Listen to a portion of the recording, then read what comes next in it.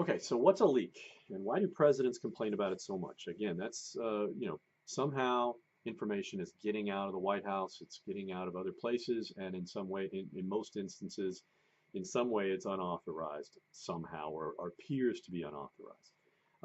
Why do most presidents hate leaks?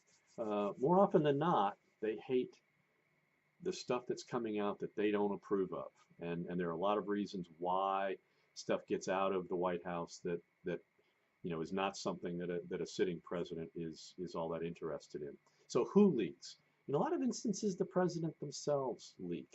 A lot of times when you hear, or read a reporter saying, sources within the White House, a lot of times that's the president, especially this current president who has a long history of working the media to try and get favorable coverage.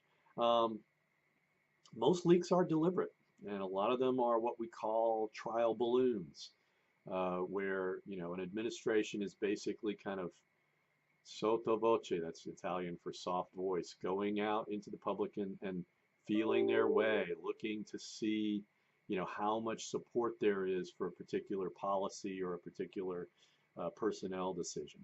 A lot of times they're doing this to try and secure favorable coverage.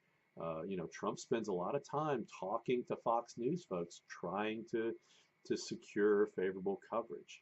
A lot of times leaks are designed to signal foreign countries on diplomatic matters, to give them, kind of a heads up of where the United States is heading. Um, a lot of times internally, you're looking at leaks as an indication of personnel conflicts and people within the administration saying this guy's a problem, or this potential nominee is not necessarily going to be a great fit.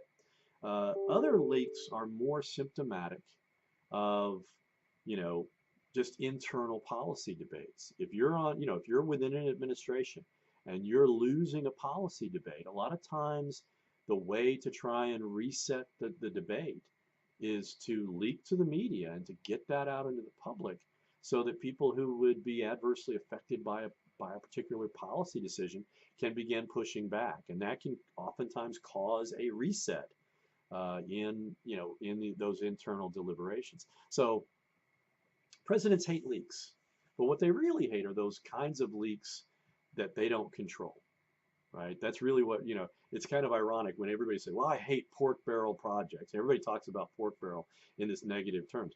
But most people love the pork barrel projects that's coming to their district, right? I oftentimes joke in my undergraduate classes that, pork is really other people's projects. Our project, no, that's very important. That's a really, really good project, right? The same with leaks, something is a leak when they don't like it. And a lot of times presidents, don't like stuff that people within their administration are trying to get out because that's not working to their ends. It's working to somebody else's end. So, leaks are kind of inevitable. But interestingly, some administrations don't leak as much as others. And not because they're really punitive about how they deal with it, but simply because they have, they're a team. They work together, and when they're leaking because that's what the president wants. Um, that's clearly not what's going on in this administration, though. So anyway, a lot of interesting dimensions to leaking.